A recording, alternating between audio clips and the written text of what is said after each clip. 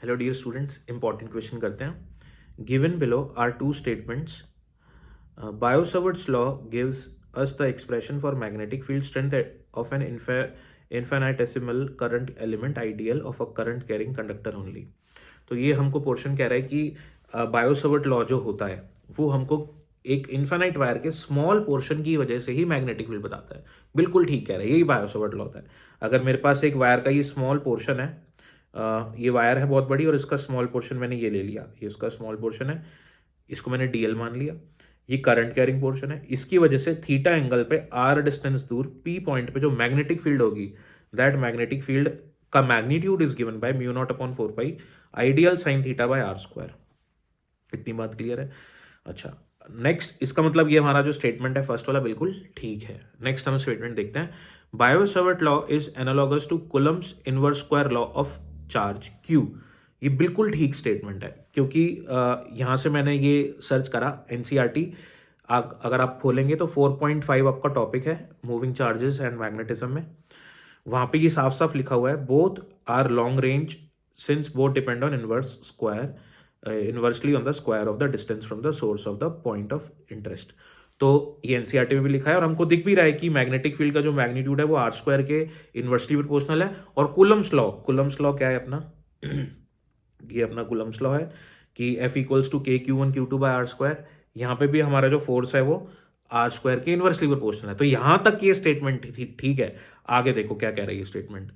With the former being related to the field produced by a scalar source, मतलब जो farmer मतलब पहले वाला जो बायो-सावर्ट लॉ है उसकी वजह से जो मैग्नेटिक फील्ड प्रोड्यूस होती है वो एक स्केलर सोर्स की वजह से प्रोड्यूस होती है। गलत बात है।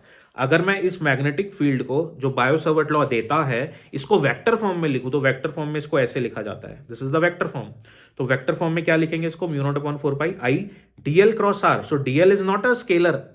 अगर मैं आई को डीएल से मल्टीप्लाई कर दूं, एक स्केलर आई करंट तो एक स्केलर है लेकिन डीएल एक वेक्टर है। तो अगर आप स्केलर को वेक्टर से मल्टीप्लाई करोगे तो वेक्टर आएगा 4 आई कैप। यहाँ पे 4 स्केलर है, आई कैप वेक्टर है, तो 4 आई कैप पूरा क्या बना आपका, पूरा तो उसको आप वेक्टर ही बोलोगे। तो आईडीएल क्या है अपना बेटा, क्योंकि डीएल वेक्टर है तो आईडीएल भी हम बोलेंगे कि वेक्टर है। तो यहाँ पे ये पॉइंट हमारा गलत है। तो इसने बोला है कि inverse square law with the former being related to the field produced by a scalar source IDL. नहीं, ideal is not scalar, it is vector. While the latter यानी कि जो कूलम्ब्स लॉ वाला है उसके लिए जो फील्ड प्रोड्यूस हो रही है by a vector source Q, नहीं, चार्ज एक स्केलर क्वांटिटी होती है। तो यहाँ पे ये वाला स्टेटमेंट अपना गलत हो जाएगा। इसको हम एनसीईआरटी से भी देख लेते हैं एक बार, ये एनसीईआरटी की कटिंग है।